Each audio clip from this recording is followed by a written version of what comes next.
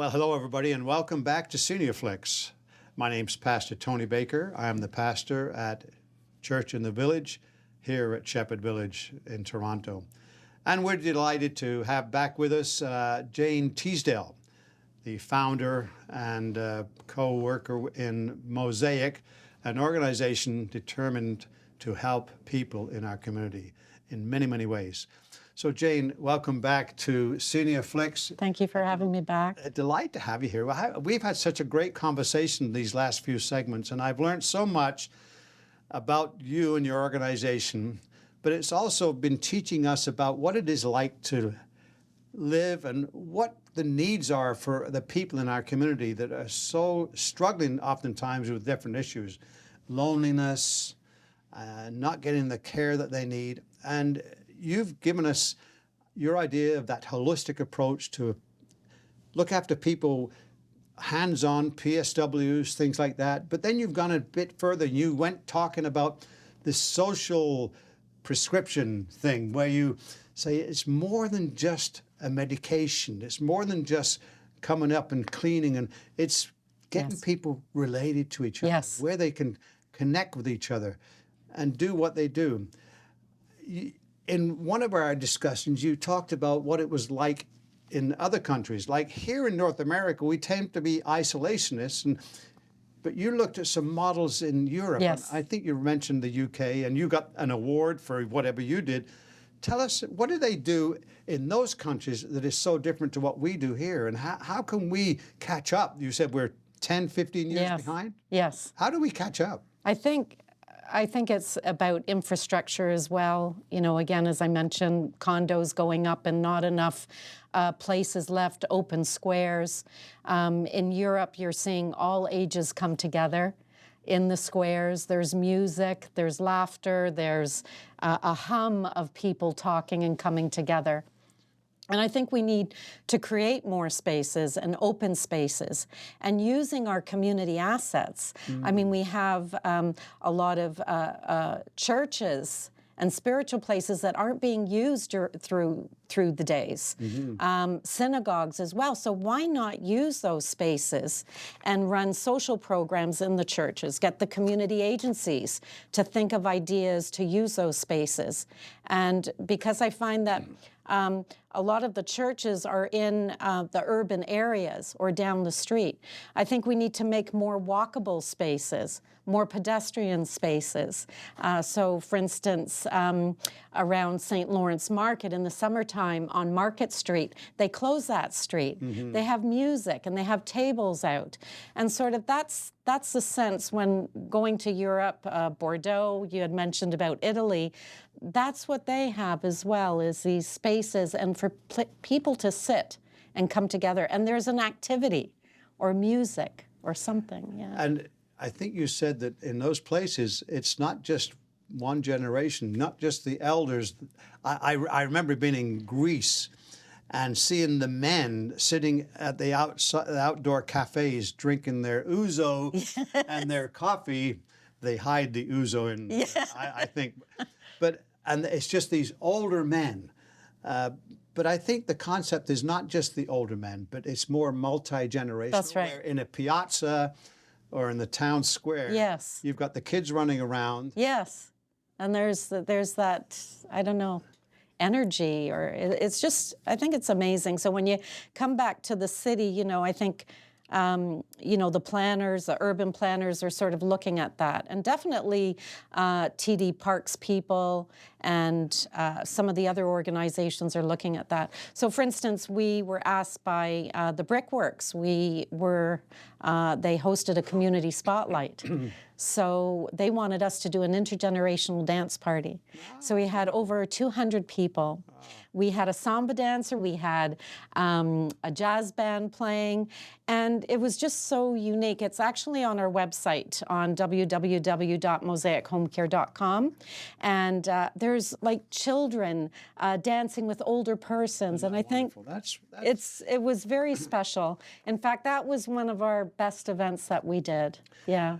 I was talking to a truck driver the other day outside of Walmart. I just happened by him, and it was early in the morning because I walk, and he stopped and we had a little chat. He was a really nice man. He came here from Poland when he was 16, and he's been driving a truck. He says he works 80 hours a week. 80 hours. 80 hours a week. Now, that's living to work. I'm sure he's looking after his family and all that. But in Europe, they don't say that. No, we work to live.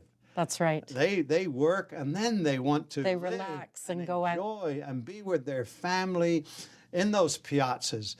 Is that the concept that we're missing here? I think- And is that how social prescription can maybe move us toward that? Yeah, I think definitely, the community engagement and social prescribing connection to the community. In fact, I think it was September, NeighborLink in North York with the city at Melasman Square created this wonderful event of dancers from all around the world, different organizations having their information out. There were food trucks, all in that big square.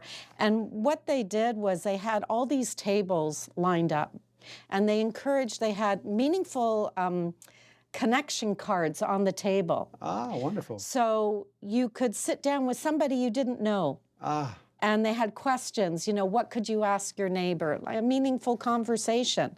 And I thought that was unique. And, so it made me think of the time that I went to France and we were in the countryside in a medieval town. And what they did on Sundays was they had everybody bring their own knives and forks. Whatever dinner you would have, you would bring your plates, and they would set up tables in the square.